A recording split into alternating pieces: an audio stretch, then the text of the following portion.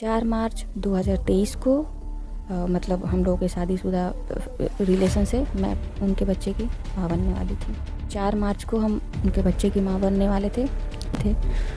दवा हाँ मुझे एक दवा दे दी। एक दवा पहले दिए, एक दिन एक दवा दिए। उस दवा को, ये अप्रैल के बात है क्योंकि 2 महीना का बेबी हो गया था। मार्च और अप्रैल 2 महीना। अप्रैल 29 28 को मेरा ब्लीडिंग स्टार्ट हुआ। 27 और 26 इसी बीच में उन्होंने मुझे एक पहले दवा दी। पहले फर्स्ट एक दवा दिए, फिर दूसरे दिन एक सुबह शाम करके दिए। जब दिए जैसे तो मेरे पेट वेट में पूरा दर्द होने लगा। तब बहुत ज़्यादा दर्द होने लगा और ब्लीडिंग स्टार्ट हो गया। जैसे मेरा ब्लीडिंग स्टार्ट हुआ, बंदा हमको पटना से छोड़ के भाग गया। जैसे ही मेरा ब्लीडिंग स्टार्ट हुआ, मुझे छोड़ के वहाँ से भाग गया। वहाँ एक मेरी फ्रेंड थी। अब मैं करूँ तो क्या को उस हालत में ना मैं घर को बता सकती थी, ना मम्मी को बता सकती। मुझे कुछ एकदम समझ में नहीं आ रहा था। लेकिन मेरी एक फ्रेंड थी, उसका नाम नहीं लेंगे, पर उसने मेरी बहुत सपोर्ट की। वो नीट की तैयारी करती थी। अभी उसकी ड्यूटी लग गई, कोटा में उसकी ड्यूटी है, राजस्थान में वो ड्यूटी कर रही है। वही के एनएम है, तो वहाँ पे जाके ड्यूटी कर ली। उसने मेरी बहुत सपोर्ट की। अंदर ला के उसने खिलाई पिलाई, जो भी अच्छा मिलता था। 2019 के 21 के बाद से अब लड़का भी बदतमीजी करने लगा। अब यहाँ से अब लड़का बदतमीजी, क्योंकि वो बदतमीजी इसलिए किया कि उसकी माँ, उसकी बहन और उसका बाप मेंटली और फिजिकली अपने बेटे को टॉर्चर करते थे कि अगर तुम इससे शादी करोगे, क्योंकि ध्रुव आता था तो मुझे बताता था कि ऐसा है, हम लोग रहेंगे एक साथ, जो भी हो कि हम लोग साथ में रहेंगे। मम्मी ऐसे ऐसे बोल रही, मान लो जहर खा के वो मर जाएंगी। पूरा फैमिली बोल रहा था कि अगर तुम इससे शादी करोगे तो हम लोग जहर खा के मर जाएंगे। ये लड़की हमारे घर की बहू नहीं बनेगी। यानी मेंटली और इमोशनल से भी उस लड़के को टॉर्चर किया जा रहा था परिवार की तरफ। उसके परिवार वाले उसको टॉर्चर कर रहे थे। 2019 के बाद से उसकी माँ अब क्या की कि ध्रुव के और मेरे बीच में अब गेम खेलने लगी, झगड़ा लगाने लगी। बोलती थी, वो फ़ोन करके मुझे गाली गलौज करती थी और अपने बेटे को फ़ोन करके बोलती थी कि वो मुझे फ़ोन करके बोल रही है कि वो मेरा पति है, हम उससे शादी करेंगे, ये करेंगे, वो करेंगे, तुम हमारे पति को भड़का रही हो। ऐसे उल्टा सीधा करके ध्रुव को वो भड़का दी। तो उसके बाद से अब ध्रुव को लगने लगा कि उसके माँ को मैं मतलब गाली गलौज करती हूँ, कुछ भी उल्टा सीधा बोलती हूँ। अच्छा आप बताइए, अगर मैं उसके माँ को या उसकी बहन को अगर गाली गलौज करती होती तो मैं हॉस्पिटल में जाती कि उसकी माँ बहन जाती? उनको जाना चाहिए ना, होना चाहिए ना। मैं क्यों डिप्रेशन में गई? यहाँ फाइनल हो रहा है ना कि उसके फैमिली वाले हमको किए, तभी तो मैं डिप्रेशन में गई। और वो बोलती थी कि वो मुझे गाली गलौज करती है, रोज़ फ़ोन करके गाली देती है, ये करती है, वो करती है, करने लगी। आपने उनको समझाया नहीं कि भाई मेरा दायित्व थोड़ी बनता है उनसे गाली गलौज करने का? वो मुझे समझा, मेरा बात अब वो मान ही नहीं रहे थे। वो बोलते थे कि नहीं, मेरे माँ बाप सही है, मेरी बहन सही है, तुम ही गलत हो। 2000 यानी उनका जो माइंड था वास कर चुके थे परिवार। हाँ, 2021 के बाद से अब लड़का भी अब चेंज होने लगा धीरे धीरे। 2000 अब झगड़ा हमेशा हमारी उनकी झगड़ा होने लगी थी। रिलेशनशिप में दरार आ गई। आ गई। मुझसे बोलते थे कि ये है, वो है, फलाने ठिकाने, यहाँ जा रहे, वहाँ जा रहे, सेलिंग जा रहे हैं, ये कर रहे हैं। ऐसे कर करके नंबर वगैरह चेंज कर देते थे, ऐसे कर देते थे। फिर भी मैंने रो गा के कैसे भी करके उनको मना के रखी थी। ठीक है, 2022-23 तक ठीक था। 2023 मतलब झगड़ा वगड़ा तो ऐसे ही चलता था, लेकिन फिर भी वो मिलने आते थे। हाँ, आते थे हमेशा हमसे मिलने। 23 दिसंबर से पहले तक वो हमसे मिले थे, मतलब अप्रैल तक वो थे। 4 मार्च 2023 को मतलब हम लोगों के शादीशुदा रिलेशन से मैं उनके बच्चे की माँ बनने वाली थी। ठीक है, 4 मार्च को हम उनके बच्चे की माँ बनने वाले थे। लड़का आया, उसके अपने फैमिली को बताया होगा, जो भी हो, अपने फैमिली को बताया कि प्रेग्नेंट है। अब मैं उनको प्रेशर देने लगी कि अब मुझे घर ले चलिए। पूरा बोलने लगी, रोती थी। मैं बोलती थी नहीं करेंगे तो ऐसे कर दूंगी, जाके सबको बता दूंगी, आपकी फैमिली में सबको बता दूंगी। अब उसको अपनी इज्जत की डर हो गई। बोलता था हमेशा, जब भी मैं शादी करने के लिए बोलती थी तो बोलता था मेरी 2 बहन है, पहले वो दोनों की शादी हो जाएगी तब मैं तुमसे शादी कर लूँगा।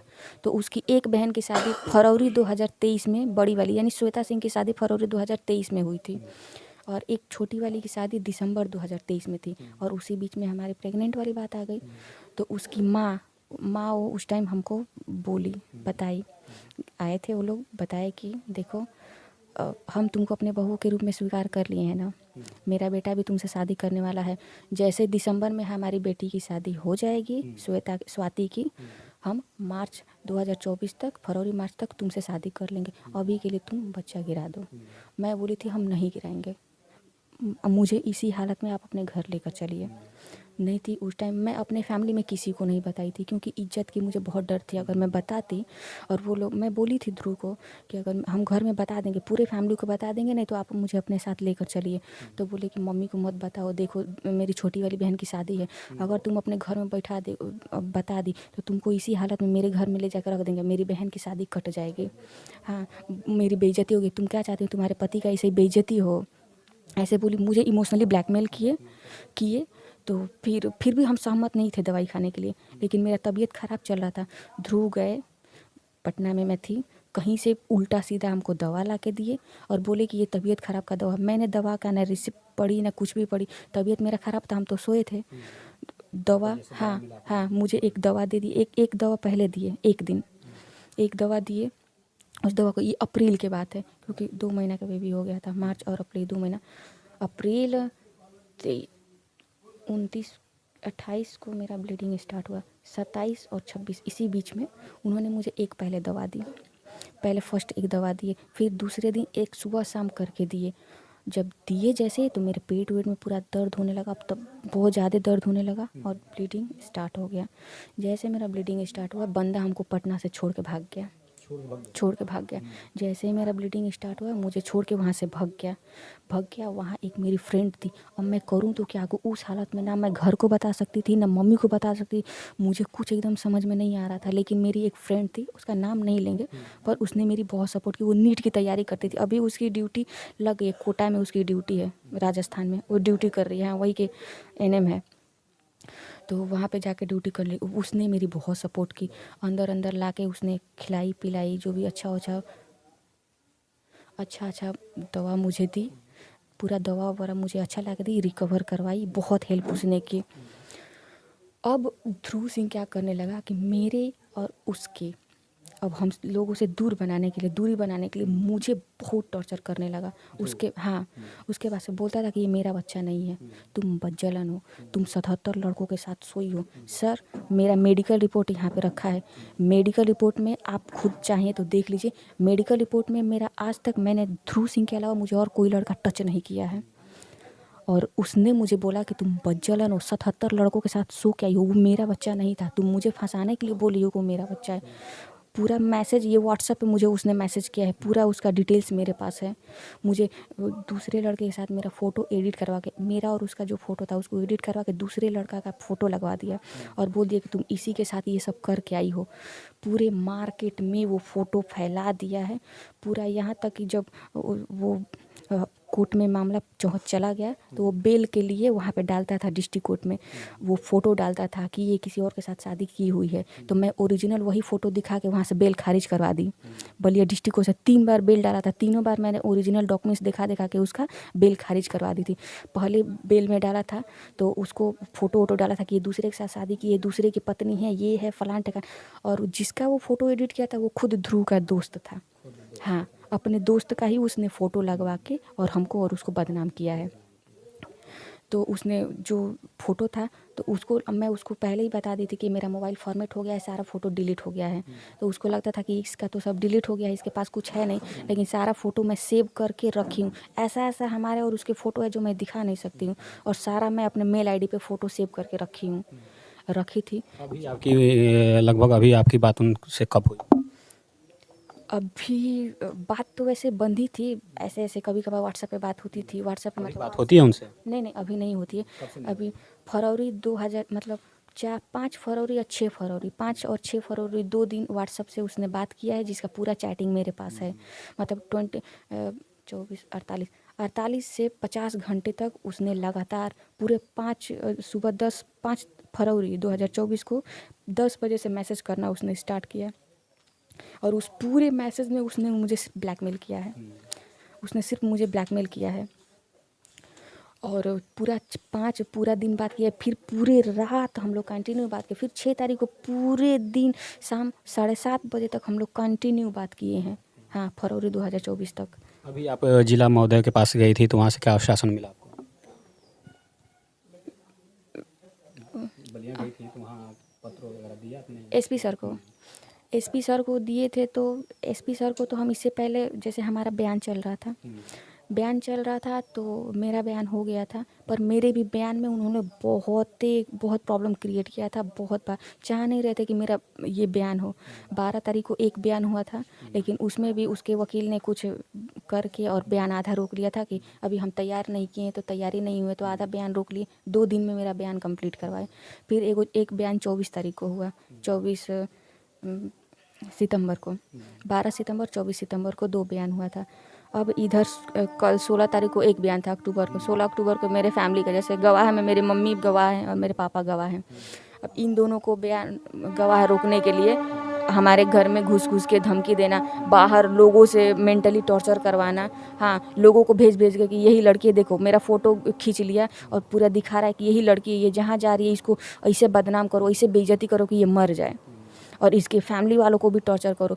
यहाँ तक कि मेरे गांव में आके देहात में घुस के, गांव में घुस घुस के सारा फ़ोटो दिखा रहा है कि ये देखो इसकी बेटी जो है किसी और लड़के के साथ शादी की हुई है, हमारे बेटे को पैसा ऐंठने के लिए ये सब की हुई है कि ये अब मैं अमीर हूँ तो इसके लड़के से हम पैसा ऐंठ लूँ। पैसा, और पैसे का ऐसा कुछ बात नहीं है। अभी भी हम, आप इससे पहले ना केस जब से चल रहा था, हमें उससे शादी करने का मन नहीं था कि मैं उससे शादी करूँ, लेकिन जिस तरह से उसने पूरे मेरे इज्जत का धजिया उड़ा के रख दिया है, पूरा मैं कहीं गांव में मुंह दिखाने के लायक मैं नहीं, मेरे पूरे फैमिली पूरे गांव में कहीं मुंह दिखाने के लायक नहीं है। जो आता है उल्टा सीधा कुछ भी बोल के निकल जा रहा है। तो मेरा पूरा इज्जत का धजिया उड़ा दिया, हर जगह मुझे कहीं मुंह दिखाने के लायक नहीं छोड़ा है।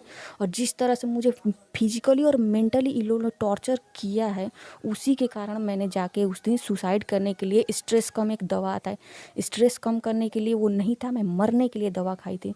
स्ट्रेस कम दवा था, 7 से 8 दवा मैं लगातार ले ली थी, जिसके कारण मेरी हालत बहुत ख़राब हो गई थी। 9 अक्टूबर की ये बात है। मैं 4 तारीख को फिर अपना थाने पे जाके ये सारा बात मैं बताई थी कि वो मुझे परेशान कर रहा है, लोगों से परेशान डिस्टर्ब कर रहा है, मेरा बयान रोकने की, यहाँ तक कि इतना गिरा हुआ मेरे घर में आ गया था मारने के लिए। 2 तारीख को कौन आ गए थे? सुनील सिंह और भी 2-3 लोग हैं, मेरे ससुर और भी 3-4 लोग अज्ञात लोगों को लेकर रात को 9 बजे आए थे। ये कौन सा टाइम है किसी के घर में घुसने का? और मेरे घर में उस टाइम कोई नहीं था, दोनों मेरे छोटे भाई हैं, वो थे नहीं, दोनों, एक मामा के यहाँ गया था और एक बनारस गया होगा किसी काम से लिए। घर में कोई था नहीं, पापा जी का मेरा तबीयत खराब था, मैं और मेरी माँ थी। धड़धड़ा के पूरा घर में वो लोग घुस गया, घर में घुस के पूरा बोलने लगा कि देखो अगर ये बोलोगी ना तो अभी तो तुम्हारा कुछ ही लोग ना जानता है, पूरा गौवा में, पूरा हर जगह मार्केट में फैला देंगे कि लड़की तुम्हारी छिनार है, 77 लोगों के साथ सोई है, देखो हमारे पास प्रूफ है। अभी आपको न्यायालय पे क्या भरोसा है? न्यायालय का देखिए, न्यायालय पे हम क्या भरोसा करें? अरे कानून, न्यायालय पे क्या, तबीयत खराब चल रहा है, मेरे पूरे फैमिली सदमे में है और सुनील सिंह से सब डरा हुआ है, कब हमारे फैमिली के साथ कुछ कर सकता है, कब मेरे साथ कुछ हो जाए, कब मेरे फैमिली के साथ अगर कुछ हो जाएगा तो उसके जिम्मेदार कौन होगा? और न्यायालय कब तक, जब तक निर्णय देगा तब तक हमारे घर से तो धीरे धीरे सभी लाशें निकल जाएगी। अभी शासन प्रशासन उत्तर प्रदेश के मुख्यमंत्री योगी आदित्यनाथ से क्या कहना चाहेंगे? अभी मैं बस अपने सीएम साहब से बस ये कहना चाहती हूँ कि साहब मुझे बस अब न्याय चाहिए, जल्द से जल्द। जिसने हमारी इज्जत का धजिया उड़ाया, मेरे ख़ानदान का नाम मिट्टी में मिला दिया, वही अब आके मेरे सामने गिर के माफ़ी मांगे और मुझसे शादी करके पूरे इज्जत के साथ अपने घर से, पूरे मान सम्मान के साथ अपनी घर की इज्जत बनाए और प्यार से और मान सम्मान के साथ मुझे अपनी पत्नी का दर्जा दे। मुझे यही चाहिए। पता है, पुलिस के पास हमारी मम्मी गई थी एफआईआर दर्ज कराने। हाँ, पुलिस हमारे माँ को उल्टा सीधा बोल रहा है कि तुम्हारी लड़की सही नहीं है, उसकी कहीं और शादी करा दो। क्या वो इतनी बदतमीज है कि आप लोगों की कहना नहीं मानती है? तो सर हम आपको सबको बता देना, हम लोग मिडिल क्लास फैमिली के ज़रूर रहने वाले हैं, लेकिन हम इज्जत के लिए मरते हैं। हमारे माँ बाप ने मुझे ये संस्कार नहीं दिया है कि तुम जाओ बेटी 77 लड़कों के साथ सो लो और आओ हम तुमको चरित्रवान बना के और कहीं और शादी करवा दें। हमारे माँ बाप ने ये संस्कार नहीं दिया है। जिसके साथ मैं अपना इज्जत खोई हूँ, अब वही मुझे शादी करके अपने घर की इज्जत बनाए, बस मुझे यही चाहते हैं आप? हाँ, हम अपने आदित्यनाथ योगी सर, अपने सीएम सर को, उनकी बहुत रिस्पेक्ट करती हूँ, उनको बहुत मानती हूँ मैं, उनको मतलब इतना मानती हूँ ना कि बस अब वही हमें न्याय दिला सकते हैं। तो हमें अपने सीएम साहब से यही है कि हमें न्याय जल्द से जल्द मिले, बस मैं जिंदा रहूँ और मुझे बचा लें वो, मुझे जल्द से जल्द उसकी अब शादी करो और मैं उसके घर पे जाके और वहीं पे बस रहूँ, मुझे बस यही चाहिए, नहीं तो हम मर जाएंगे। तो देख सकते हैं कि इन्होंने अपना पीड़ा किस तरीके से रखा योगी आदित्यनाथ के सामने। इनका कहना ये है कि जिसके साथ हमने रहा है उसी के साथ अपना पूरा जीवन बिताना चाहती हूँ, यानी इज्जत सम्मान के साथ वो आएँ और अपना बना कर ले जाएँ। इस विषय में आप क्या सोचते हैं, कमेंट बॉक्स में कमेंट करके ज़रूर बताइएगा। धन्यवाद।